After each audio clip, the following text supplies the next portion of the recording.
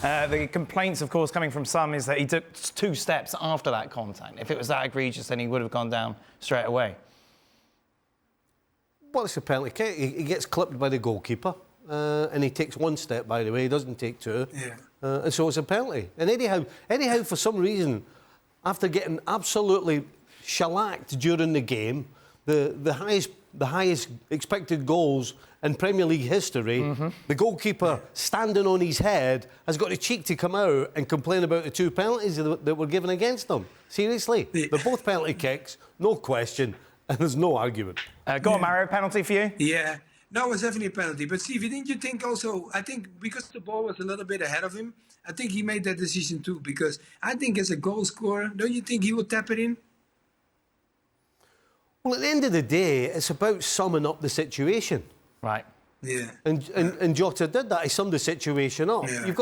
You've got to balance whether I want to score the goal to, well, it's definitely a penalty kick if I go down, but I might not put it in the net. Then you take the penalty. So it's, I think so too. That's part of your job as well. Whether you're the defender, we're the same with defending. Do we go to ground and make a slide tackle? And you only do that if it's definitely going to be a goal. So you've got to make decisions, and you've got to make the right one. And there's no question he made the right decision. This is a classic case. If you go online, and I know we shouldn't look. Shouldn't look, Craig.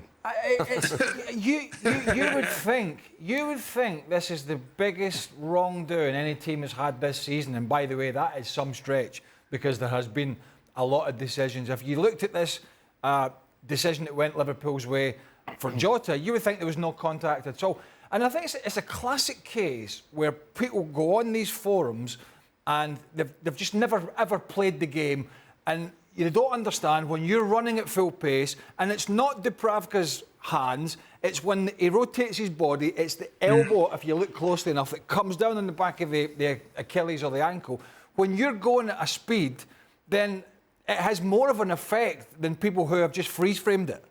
And so there's really a lack of understanding, but it just breeds this conspiracy about why didn't he do this, why didn't he do that. It was a penalty kick, right? And if you looked at it closely, then Anthony Taylor got it right, VAR backed it up, but it wasn't the story of the game. This is not the story. This really was about Liverpool sending a message out saying, if we manage to click in that final third, we're going to start doing some damage to some teams in the second half of the season. One of the